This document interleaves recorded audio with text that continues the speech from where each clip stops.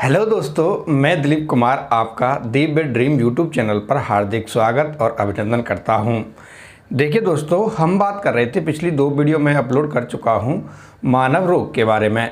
मानव रोग में हमने काफ़ी सारी डिजीज़ पढ़ ली थी और आज हम कुछ डिजीज़ के बारे में और चर्चा करेंगे, तो बने रहिए दोस्तों वीडियो के साथ। लेकिन दोस्तों, आज का दिन जो है वो थोड़ा सा खास भी है। मैं आपसे उस खास बातचीत के लिए भी थोड़ा सा रूबरू होऊंगा, लगभग 5-1 मिनट की बात उसमें रखूंगा मैं। तो देखिए कैसे। देखिए दोस्तों, आज कुछ नीट का रिजल्ट आया है। नीट आप समझते होंगे, जो लोग मेडिकल से कुछ थोड़ा बहुत रखते हों तो उसमें थोड़ा सा ये नीट का एग्ज़ाम होता है, 12th के बाद ही होता है। और ये जो नीट का एग्ज़ाम है मेरे प्यारे दोस्तों, इसका रिज़ल्ट आज देखने को मिला।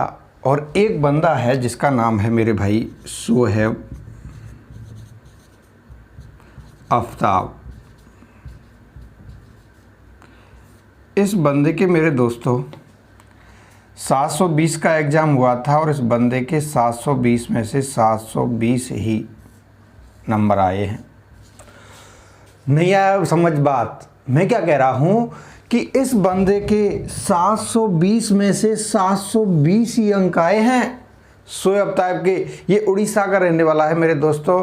एलन में इसने कोचिंग किया 2 साल और आज इसकी जो अचीवमेंट देखना, अचीवमेंट मेरे प्यारे दोस्तों ये है कि आज इस बंदे के 100% रिजल्ट बना के दिया है।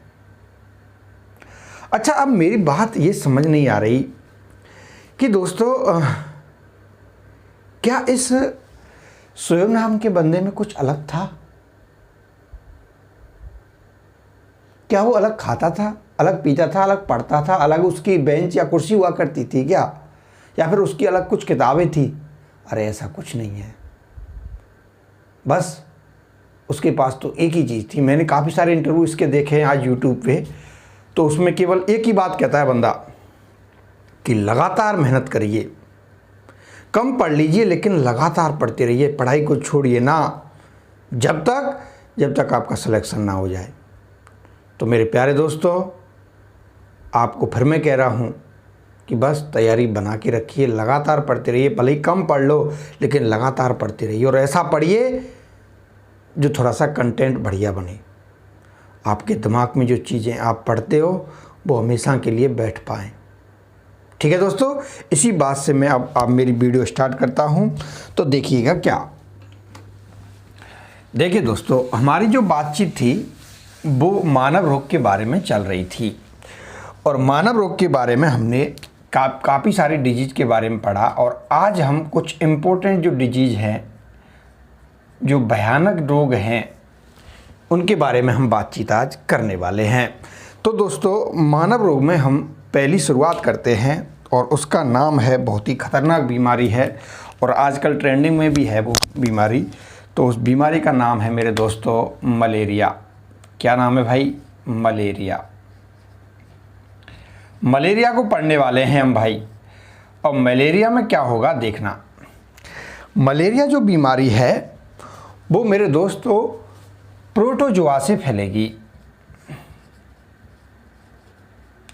प्रोटोजोआ जनित ये रोग है, प्रोटोजोआ से फैलेगा और उस प्रोटोजोआ का जो नाम है ना वो है प्लाज्मोडियम। वीडियो के साथ बने रहना, एक ही बार मैं इन चीज़ों को क्लियर करा दूंगा कि होता क्या। एक क्वेश्चन इसमें से मान लेना कहीं ना कहीं पटवार पुलिस या फिर रीट में एक मानव रोग से एक क्वेश्चन जरूर आएगा और मैं वही चीज़ करा रहा हूँ आपके लिए जो चीज़ आपके लिए इम्पोर्टेंट रहती हो। तो मेरे दोस्तों बने रहिए, वीडियो के साथ पूरा देखना और मज़ा आ जाएगा, इतना मेरा वादा है। देखना, तो प्रोटोजोआ से जनित ये बीमारी है और उस प्रोटोजोआ का नाम क्या ले रहे हैं अपन? प्लाज्मोडियम। इसके जो खोज करता है, जो प्लाज्मोडियम जिसने खोजा ना, उसका नाम है लेरोन। क्या नाम है दोस्तों? लेरोन। ये ध्यान रखना। खोजकर्ता जो प्लाज्मोडियम के हैं वो हैं लेरोन। प्रोटोजोआ से जनित ये बीमारी है, क्या नाम है उसका? मलेरिया। अब देखिए, इसका एक भाग है और वाहक का नाम है मेरे दोस्तों, सभी जानते हैं, वाहक का नाम है मादा एनाफिलीज। ये एक सा मच्छर है, मादा एनाफिलीज मच्छर है। और जो ये मच्छर है ना, इसके जो खोज करता है, इसके बारे में जिसने खोज की वो हैं दोस्तों रोनाल्ड रॉस। ये थोड़ी सी बेसिक जानकारी आपको इसके बीच में रखनी थी। कहने का मतलब ये है दोस्तों कि मलेरिया बीमारी अगर हमको हो रही है तो हमको पता चलेगा कि ये प्रोटोजोआ से हो रही है। प्रोटोजोआ की खोज प्रोटोजोआ जो है वो प्लाज्मोडियम है और इसकी खोज कौन कर रहा है? लेरोन। लेकिन ये फैल किससे रहा है? इसको ले कौन जा रहा है इस प्लाज्मोडियम को? तो लेके कौन जाएगा? मादा एनाफिलीज मच्छर। और मादा एनाफिलीज मच्छर की खोज कौन कर देता है साहब? Ronald Ross. क्लियर है यहाँ तक? अब बढ़ते हैं अपन आगे। देखिए दोस्तों, अब बात करते हैं सर कि इसके जब हमारे अंदर ये जो मलेरिया रोग हो जाएगा, मादा एनाफिलीज मच्छर हमको जब काट देगा और हमारे अंदर प्लाज्मोडियम जो है वो फैला देगा, तो इसकी कुछ प्रजातियां हैं। प्रजातियों का मतलब ये है कि इसके कुछ प्रकार हैं, इसकी कुछ कैटेगरियाँ हैं कि मलेरिया जो है वो प्लाज्मोडियम से जो फैल रहा है, प्लाज्मोडियम की कुछ जाति हैं, उपजाति हैं। मतलब ये कितने तरीका होता है? तो प्लाज्मोडियम की अपन उपजाति की बात करें तो इसकी उपजाति होती है साहब 4। कितनी होंगी भाई? 4। अब चारों को ऊपर हम बांटें तो देखना, ये पहली, ये दूसरी, ये तीसरी और ये चौथी। देखना, तो पहली प्लाज्मोडियम की जो जाति है वो है मेरे दोस्तों प्लाज्मोडियम वाइवैक्स। दूसरी है मेरे दोस्तों प्लाज्मोडियम फाल्सीफेरम।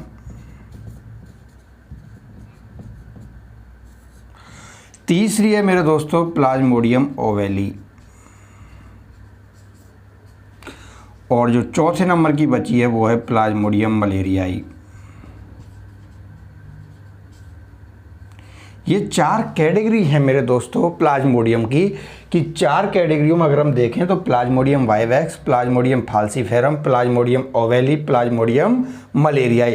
अब इन सब में अगर हम देखें तो जो ये दिख रहा है ना चौथे नंबर का प्लाज्मोडियम मलेरियाई, ये हमारे भारत देश में सबसे ज़्यादा होता है साहब। भारत देश में ये सबसे ज़्यादा होगा। ये चीज़ ध्यान रखने की, ये क्वेश्चन आता है कि हमारे देश में मलेरिया की या फिर प्लाज्मोडियम की कौन सी उपजाति ज़्यादा सक्रिय रहती है? तो अपन का आंसर क्या रहेगा? Plasmodium malariae. अब अगर हम बात करें कि भाई इन सब में से जो घातक है, जो सबसे ज़्यादा नुकसान पहुंचाती है, वो है प्लाज्मोडियम फाल्सीफेरम। ये सबसे घातक रहेगी मेरे दोस्तों। सबसे ज़्यादा जानें इसी से जाती हैं अगर मलेरिया होता है। तो प्लाज्मोडियम फाल्सीफेरम अगर किसी बंदे के प्लाज्मोडियम मादा वाहक से अगर लेके जा रहा है प्लाज्मोडियम फाल्सीफेरस को, तो वो उसकी जान के लिए खतरा साबित होती है। तो दोस्तों अब बढ़ते अपन आगे। उम्मीद करता हूँ कि ये आपकी चीज़ समझ आई होगी। अब देखिए दोस्तों, अब हम इसके कुछ लक्षण पढ़ते हैं। लक्षण, अब मलेरिया हो गया है, हमने मच्छर ने हमको काट लिया है और प्लाज्मोडियम हमारे शरीर के अंदर चला गया, तो अंदर जाने से हमारे शरीर पर क्या क्या इफ़ेक्ट पड़ सकते हैं, तो उन सब चीज़ की बात हम करें तो देखना क्या। तो देखिए लक्षण क्या होंगे। आरबीसी की जो संख्या है वो कम हो जाएगी साहब। आरबीसी की संख्या में जैसे ही कमी आएगी तो कुछ, जब आरबीसी की संख्या में कमी आती है तो आपको पता होना चाहिए कि एनीमिया रोग के कुछ लक्षण इसमें प्रकट होने लग जाएंगे। जहाँ पे आरबीसी कम हुई वहाँ पे एनीमिया रोग होगा, और एनीमिया के रोग के जो लक्षण थोड़े बहुत दिखने लगेंगे तो लगेगा कि हाँ मलेरिया हो रखा है। या फिर जो सबसे इम्पोर्टेंट जो इसका लक्षण है वो थोड़ा सा ध्यान फरमाइएगा। इसका जो इम्पोर्टेंट लक्षण है वो देखना क्या है कि हमारे शरीर के अंदर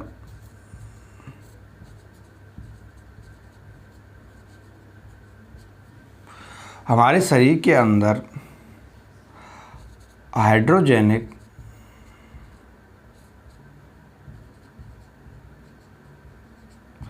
अम्ल जो है वो इकट्ठा होना लग जाएगा।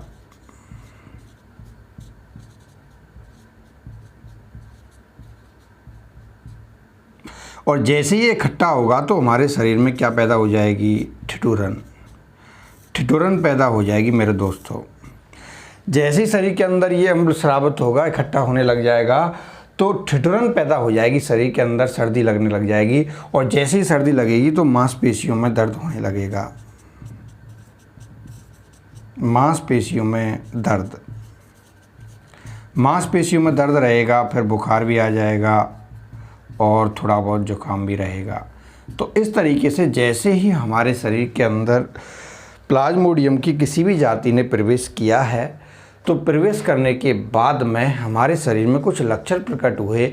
उन सब लक्षणों के बारे में हमने यहाँ पे जाना। तो किस किस तरीके से हमारे ये चीज़ें आई हैं सामने, तो उन चीज़ों को हम जान पाए हैं। अब बात करते हैं अपन नेक्स्ट। अब बात करेंगे भाई हम, देखिए क्या, अब जब हमारे अंदर शरीर में मलेरिया हो ही गया है तो हम अब डॉक्टर के पास जाएंगे। अरे हाँ कि ना, अब डॉक्टर के पास जाएंगे तो वो डॉक्टर क्या करेगा सर, इसका परीक्षण करेगा, टेस्ट करेगा। और टेस्ट भी कौन सा करेगा, MPT। कौन सा टेस्ट करेगा, MPT। इसका मतलब है कि malaria parasite test. MPT test करेगा। जैसे ही आप डॉक्टर के पास पहुंचोगे, मलेरिया हमको हो रखा है, तो उसने कौन सा टेस्ट किया, MPT। ये पूछा जाता है साहब, ये ध्यान रखना। अब दोस्तों देखिए, जब परीक्षण हो गया है तो अब हम मेडिकल पे जाएंगे साहब दवाई लेने। डॉक्टर दवाई लिखेगा, और डॉक्टर जैसी दवाई लिखेगा तो कुछ तो जानकार हम रहे हैं, साइंस से हमारा बैकग्राउंड रहा ही है, तो हम चीज़ों को पढ़ना भी जानते होंगे। और पढ़ेंगे तो देखिए दवाई वो क्या क्या लिखेगा डॉक्टर। एक तो लिखेगा मेरे दोस्तों सिनकोना। सिनकोना दवाई देगा। या फिर जो पेड़ की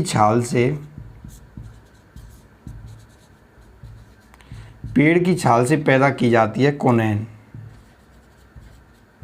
क्या पैदा की जाएगी, कोनेन। या फिर आप ले लो क्वारोकिनोन। ये दवाइयाँ आप लेते चलिए और आपका मलेरिया से छुटकारा होने लग जाएगा। तो इस तरीके से हमने दवाई के बारे में भी पढ़ा। अब देखिए दोस्तों, इसी दवाई की अगर हम बात करें तो थोड़ा सा और मैं आपको बता दूं कि देखो, एक चीन के वैज्ञानिक हुए हैं, बहुत ही फेमस वैज्ञानिक हैं, नाम सुनते ही आपको मज़ा आ जाएगा। और चीन के वैज्ञानिक का नाम देखना, टू यू और यू, है ना गजब का नाम। ये चीन के वैज्ञानिक हैं साहब, और उनका ये नाम है टू यू यू। क्या नाम है, Tu Youyou. Tu Youyou महाराज ने क्या किया, इन्होंने एक दवाई खोजी साहब मलेरिया के लिए। और उस दवाई का नाम देखना, उस दवाई का नाम है आर्जिमिटोल। ये इम्पोर्टेंट है भाई, क्वेश्चन में आने की संभावना है, इस चीज़ पे थोड़ा सा गौर फरमाना। चीन के एक वैज्ञानिक हैं जिनका नाम है टू यू यू, और टू यू यू ने एक दवाई खोज दी साहब, उसका नाम क्या था, आर्जिमिटोल। और जैसे इस दवाई को खोजा तो इसके काफ़ी अच्छे रिजल्ट आने लग गए लोगों में। मलेरिया रोग चाहे कितना भी घातक हो रहा है, उन चीज़ों से भी छुटकारा इस दवाई से मिलने लग गया। तो जब मिलने लग गया है तो इन महाराज के लिए 2015 में क्या दे दिया, नोबेल पुरस्कार। क्या दे दिया साहब, नोबेल पुरस्कार। चीन के वैज्ञानिक टू यू यू ने आर्जिमिटोल नामक दवाई बनाई, और आर्जिमिटोल दवाई के कुछ ऐसे रिजल्ट निकल के आए कि जो समाज सुधारक बने। और समाज में जब मलेरिया रोग से छुटकारा बड़े आसानी से इस दवाई से मिल रहा है, तो नोबेल पुरस्कार भी इसको 2015 में दे दिया गया। तो इस तरीके से इन चीज़ों पे हमने बात की। तो मलेरिया रोग की हमने दवाई की भी बात कर ली है। अब बात करते हैं अपन नेक्स्ट।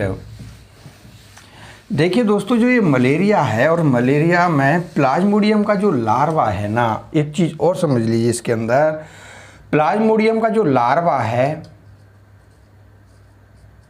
ये साफ स्वच्छ जल में रहेगा, बिल्कुल स्वच्छ जल में रहेगा, बिल्कुल साफ पानी में। तो इसको फैलने से आप रोक नहीं सकते, इसको ध्यान रखना आप। आपको क्या पता कि इसमें प्लाज्मोडियम का लार्वा पड़ा हुआ है। बिल्कुल स्वच्छ पानी में ये मिलता है मेरे दोस्तों, स्वच्छ पानी में बिल्कुल एकदम डिस्टिल वाटर जो होता है उसमें भी ये लार्वा रह सकता है। तो प्लाज्मोडियम का जो लार्वा है वो स्वच्छ पानी में रहेगा, और स्वच्छ पानी में जब रह रहा है तो इसको तो अपन थोड़ा सा अलग कर नहीं सकते। अब हम पानी पी रहे हैं, हमें क्या पता कि इसमें है भी। तो इसके लिए क्या किया जाता है कि स्वच्छ जल में गैम्बूसिया नामक मछली होती है। सर ध्यान समझना, ये सभी क्वेश्चन आने लायक हैं।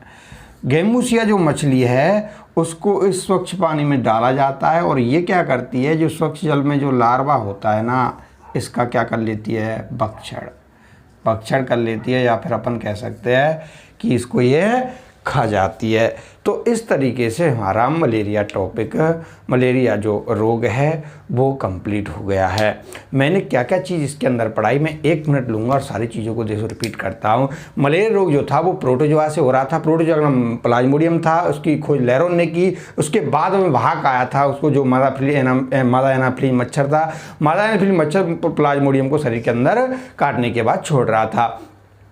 इसकी खोज जो की जो रॉबर्ट रॉस ने की। अब बात करते थे अपन इसकी कि भाई इसमें लक्षण क्या हो सकते हैं। लक्षण हो सकते हैं आरबीसी की संख्या में कमी, तो एनीमिया के लक्षण होने लगेंगे, कुछ ठिठुरन पैदा हो जाएगी, मांसपेशियों में दर्द है, बुखार है, जुकाम है, वो सारी चीज़ इसके अंदर होती रहेंगी। अब हम बात करें कि प्लाज्मोडियम की 4 जाति थी, plasmodium vivax, plasmodium falciparum, plasmodium ovale, plasmodium malariae. Malaria Bharat में सबसे ज़्यादा होता है और फाल्सिपेरियम सबसे ज़्यादा घातक होता है। अब बात करते हैं अपन परीक्षण की। परीक्षण इसमें एमपीटी हुआ। एमपीटी का नाम है मलेरिया पैरासाइट टेस्ट है। अब हम बात करते हैं कि भाई इसके लिए दवाई क्या क्या लें। दवाई ले लीजिए, सिनकोना ले लीजिए, कोनेन ले लीजिए, पेड़ की छाल से अपन प्राप्त कर सकते हैं, या फिर क्लोरोक्विनोन ले सकते हैं। अब हम बात करते हैं कि भाई जब दवाई ले ली है तो कुछ चीज़ें और अपन इसकी बात कर लेते हैं कि चीन के वैज्ञानिक टू ने आर्जिमेटोल नामक दवाई बनाई, और इस दवाई के लिए उन्हें नोबेल पुरस्कार दिया गया। लार्वा जो है वो स्वच्छ पानी में रह रहा था, और स्वच्छ पानी में गैम्बूसिया मछली छोड़ी जा रही थी। तो इस तरीके से हमारा मलेरिया रोग कंप्लीट होता है।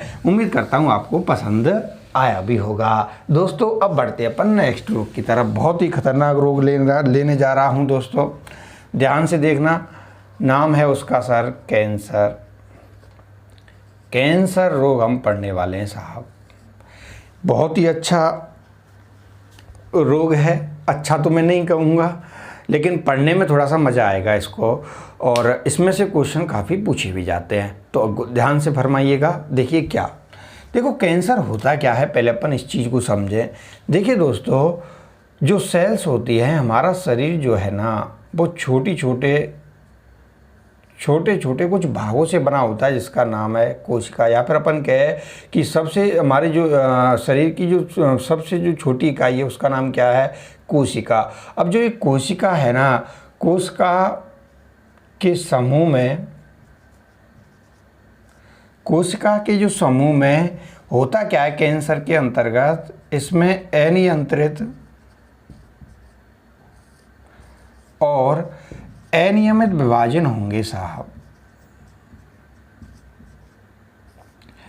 कोशिका के समूह में अनियंत्रित व अनियमित विभाजन होंगे, और उसी को अपन क्या बोलेंगे मेरे दोस्तों, कैंसर। क्या बोलेंगे भाई, कैंसर। कोशिकाओं के समूह में अनियंत्रित, अनियमित, कोई नियंत्रण नहीं रहेगा उन पे, ना ही फिर वो एक दिशा में, जैसे अपन कहे कि एक दिशा में विभाजन करेंगे, कभी कैसे कभी कैसे, इस तरीके से जब चीज़ें होने लग जाएंगी कोशिकाओं के अंदर, तो उस समय हमें क्या हो जाएगा, कैंसर। क्या हो जाएगा मेरे दोस्तों, कैंसर। अब जो इस कैंसर का जो जीन है जिनसे ये फैलता है, तो कैंसर का जो जीन, ध्यान से देखना मेरे दोस्तों, चीज़ें बहुत इंपॉर्टेंट चल रही है, आपका ध्यान फरमाना चाह रहा है। तो देखिए क्या, कैंसर का जो जीन है उसका नाम है ऑन्कोजीन। क्या नाम है भाई, ऑन्कोजीन। कैंसर का जो जीन है वो ऑन्कोजीन है, और इसका हम अगर अध्ययन करें इस जीन का, तो इसका अध्ययन करेंगे तो उसको बोला जाएगा ऑन्कोलॉजी। क्या बोला जाएगा, ऑन्कोलॉजी। दो चीज़ें हमने पढ़ी कि कैंसर का जो जीन होता है उसका नाम होता है ऑन्कोजीन, और अगर हम बात करें कि इसका अध्ययन हम करें तो उसको अपन क्या कहेंगे, उसको अपन कहेंगे ऑन्कोलॉजी। लेकिन मेरे प्यारे दोस्तों, कैंसर का जब अध्ययन किया जा रहा था तो मानव में संभव नहीं हो पा रहा था, तो इसके लिए कुछ ऐसा जानवर चूज किया गया जिसका नाम था, एक चूहा लिया गया। इसके अध्ययन को करने के लिए कि यार कैंसर होता क्या है, पूरी लाइफ साइकिल इसकी क्या रहती है, तो उन सब चीज़ों को अध्ययन करने के लिए एक चूहा डिसाइड किया गया और उस चूहे का भी नाम रख दिया गया और उस चूहे का नाम है मेरे दोस्तों ओंकोजेनिक चूहा। क्या नाम है भाई? ओंकोजेनिक चूहा। तो तीन चीज़ें एक जैसी हैं, ओंकोजीन, ओंकोलॉजी और ओंकोजेनिक चूहा। अगर जीन की बात करें तो ओंकोजीन, अध्ययन की बात करें तो ओंकोलॉजी और चूहा की बात करें तो ओंकोजेनिक चूहा। तो इस चीज़ों से हम थोड़ा सा जान पाए हैं। अब बात करते हैं अपन नेक्स्ट। अब देखिए दोस्तों कि जो ये कैंसर है ना, इसके दो प्रकार हैं और दो प्रकार कौन कौन से होते हैं। देखिए कैंसर जो है इसको हम दो भागों में बांट रहे हैं। तो पहला जो भाग है वो होता है कि एक तो तरीका होगा कैंसर का सरल कैंसर, जिसको इंग्लिश में बोला जाता है बेनाइन कैंसर।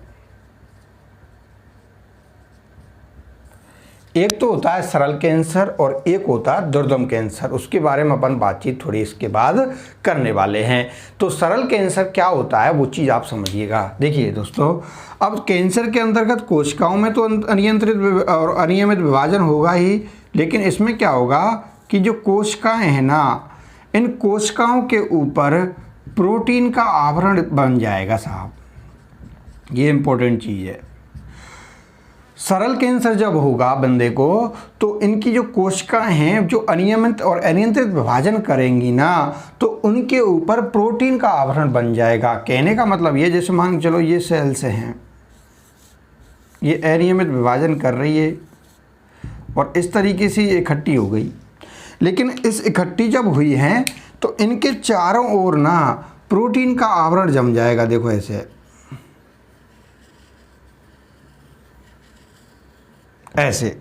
और जो ये प्रोटीन का आवरण जैसे ही बना तो क्या फर्क पड़ेगा इससे, इस चीज़ को थोड़ा देखना। जब कोशिकाएं अनियमित और अनियंत्रित विभाजन कर जाएंगी तो उनके ऊपर प्रोटीन का आवरण बन जाएगा और जैसे ही आवरण बनेगा तो दोस्तों ये मूव नहीं कर पाएगी, या फिर कह सकते हैं कि ये गति नहीं कर पाएगी। कहने का मतलब मेरे दोस्तों यही है कि जैसे मान के चलिए ये शरीर के किसी भी भाग में अगर बन गई है तो ये दूसरे भाग में नहीं जा सकती। कहने का मतलब यह कि अगर जैसे मेरे मान चलो यहाँ पे कैंसर हुआ है हाथ में, और कैंसर कौन सी तरीके का हुआ है? सरल तरीके का। तो सरल कैंसर अगर हुआ है तो इसके ऊपर प्रोटीन का आवरण बन गया और प्रोटीन का आवरण बनने से ये गति नहीं कर पाया, या फिर कहने का मतलब जो ये समूह बना तो वो गति नहीं कर पाएगा, तो एक जगह से दूसरी जगह ट्रांसफ़र नहीं होगा। और जब ट्रांसफ़र नहीं हुआ है तो उसको अपन क्या बोलेंगे? सरल कैंसर। और जब ट्रांसफ़र नहीं होता है तो ये थोड़ा सा कम घातक होता है।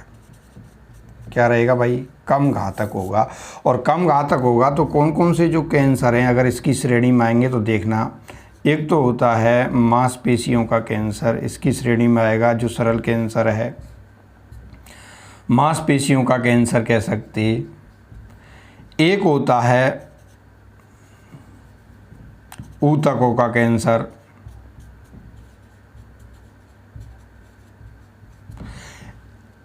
एक होता है बोन कैंसर। इन सब कैंसरों को अपन किस में रखेंगे भाई? सरल कैंसर के अंतर्गत। तो इस तरीके से हमने सरल कैंसर को पढ़ा।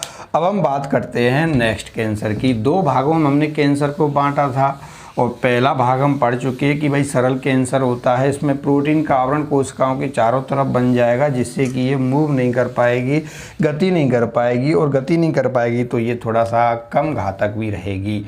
अब बात करते हैं अपन दूसरे बात की। दूसरा होता है दुर्दम कैंसर।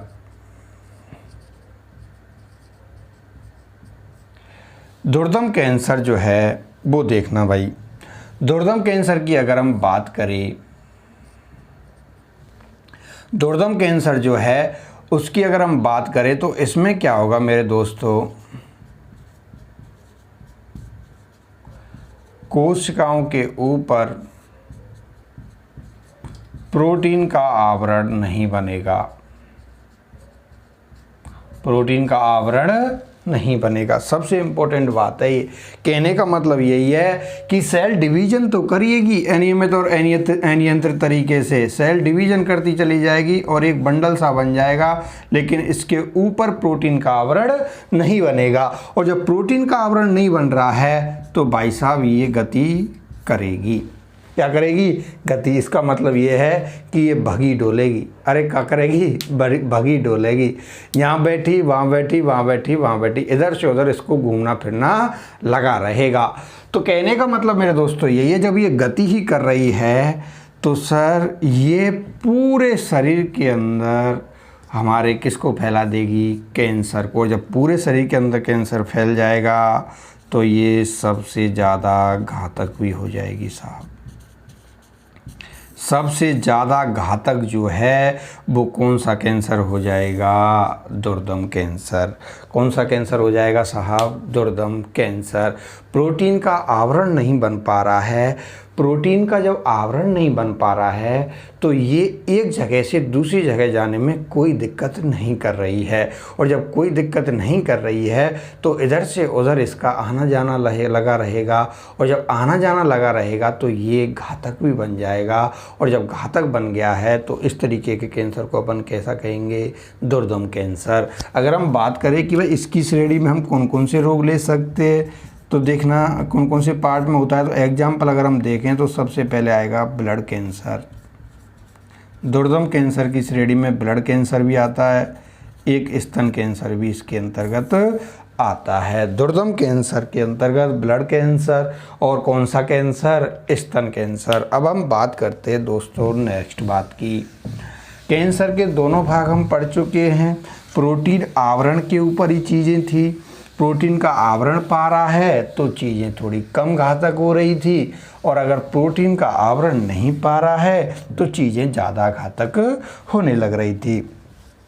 अब जो ये कैंसर है इसके कुछ कारण बनते होंगे भाई। ये जो फैलता है ना तो कोई ना कोई रीजन तो इसका बनता होगा। ऐसे ही थोड़ी ना फैल जाता है भाई कोई चीज़। कोई भी रोग हुआ है तो उसका कुछ ना कुछ तो रीजन रहा होगा। कोशिकाएं अनियंत्रित और अनियमित विभाजन कर रही हैं तो कुछ ही रीजन से ही तो कर रही होगी। कोई ऐसा थोड़ी है कि भाई वो अचानक से करने लग जाए। तो दोस्तों कैंसर हम पढ़ रहे हैं, और कैंसर का जो कारण है वो कारण दो तरीके के होंगे साहब।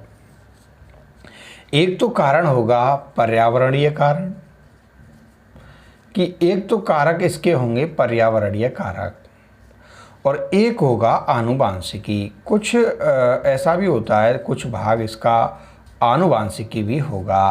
कहने का मतलब मेरे दोस्तों यही है, अगर मैं इसको परसेंटेज में बांटूं तो 90% जो पार्ट है अगर कैंसर होने का वो पर्यावरणीय कारकों से होगा। बाकी का जो 10% है वो आनुवांशिकी की वजह से होगा।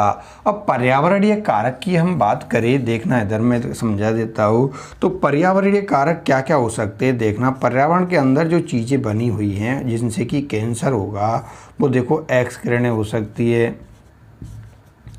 रेडियो किरणें हो सकती है, पराबैंगनी किरणें हो सकती हैं साहब।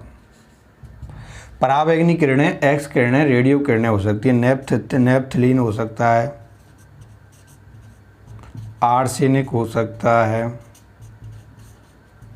आर्सेनिक हो सकता है, एंथ्रासीन हो सकता है, बेंजीन हो सकता है, और देखना नेपथलीन, आर्सेनिक, एंथ्रासीन, बेंजीन, एक्स किरणें, रेडियो किरणें, पराबैंगनी किरणें, इस तरीके से ये चीज़ें होती हैं। तो पर्यावरणीय कारक के अंतर्गत 90% जो पार्ट है ना, कैंसर होने की संभावना जो है वो 90% पर्यावरणीय कारकों से होती है। बाकी का आनुवांशिकी के हिसाब से देखें तो 10% भाग जो है वो आनुवांशिकी के रूप में होगा। पर्यावरणीय कारकों की अगर हम बात करें, एक्स किरणें, रेडियो किरणें, पराबैंगनी किरणें, आर्सेनिक, आर्जिनिन, कोई भी हो सकता है, नेप्थलीन हो सकता है, एंथ्रासिन हो सकता है। ये बहुत ही भयंकर जो तत्व होते हैं जिनसे कि कैंसर होने का खतरा रहता है, वो सारी चीज़ें इसके अंतर्गत आएंगी। अब बात करते हैं अपन नेक्स्ट। देखो एक शब्द आता है इसमें कैंसर में, उस चीज़ को भी आप जान लीजिए। देखिए एक शब्द आता है, ये पूछा गया था एक एग्जाम में, मैंने देखा था तब। एक होता है कार्जिनोजन। ये सीधा सीधा आया था कि कार्जिनोजन संबंधित है, ऐसे कुछ करके आया था। तो कार्जिनोजन जो है वो होता है कैंसर उत्पन्न करने वाले कारक होते हैं। कैंसर उत्पन्न करने वाले कारकों को अपन क्या कहेंगे? कार्जिनोजन। ये चीज़ ध्यान रखना थोड़ा सा, कैंसर उत्पन्न करने वाले कारकों को अपन क्या कहेंगे? कार्जिनोजन। अब बात करते हैं अपन, देखिए क्या। अब दोस्तों देखो, हमारे शरीर के अंदर जब कैंसर हो गया है तो इसका कुछ इलाज भी तो होगा। तो अब बात करते हैं इसके उपचार की। उपचार की हम बात कर रहे हैं, तो उपचार अपन पहला करेंगे। जैसे हमको कैंसर होगा तो सबसे पहला जो उपचार है, एक तो सीधा सा ही है कि शल्य चिकित्सा कर दी जाएगी। शल्य चिकित्सा से आप समझ पा रहे होंगे कि होगा क्या, कि जैसे मान के चलिए शरीर के किसी भी भाग में अगर कैंसर हुआ है, कैंसर का मतलब ये कि कई सारी सेल्स जो हैं वो इकट्ठा हो गई हैं, और इन सेल्स को किसी भी भाग में जब ये हैं तो शल्य चिकित्सा के द्वारा जहाँ पे ये हैं उनको चीर फाड़ करके या फिर ऑपरेशन करके शल्य चिकित्सा के माध्यम से बाहर कर दिया जाएगा। ठीक है दोस्तों, शल्य चिकित्सा के अंतर्गत जिस भाग के अंदर हमारी कोशिका अनियंत्रित और अनियमित विभाजन कर गई हैं या फिर कैंसर हो चुका है जिस जगह पे, तो उस जगह पे शल्य चिकित्सा करके उसको बाहर निकाल के फेंक दिया जाता है। अब हम बात करें कि भाई दूसरी चिकित्सा क्या हो सकती है, इससे तो हमें डर लग रहा है। आप कोई और बताओ कि इसका उपचार और क्या हो सकता है। तो आप रेडियोग्राफी करवा सकते हैं। इसमें क्या होगा मेरे दोस्तों, जहाँ पे अनियमित और अनियंत्रित विभाजन हुआ है सेल्स का, या फिर जहाँ पर कैंसर ग्रस्त जो सेल्स है उनमें क्या किया जाएगा? उनमें गामा विकिरण छोड़े जाएंगे। क्या छोड़े जाएंगे भाई? गामा विकिरण। गामा विकिरण छोड़े जाएंगे इन सेल्स पर, कैंसरग्रस्त सेल्स पर। और जब गामा विकिरण छोड़े जाएंगे तो ये सेल्स मर जाती है अंदर ही अंदर, बाहर निकालने की जरूरत नहीं पड़ती।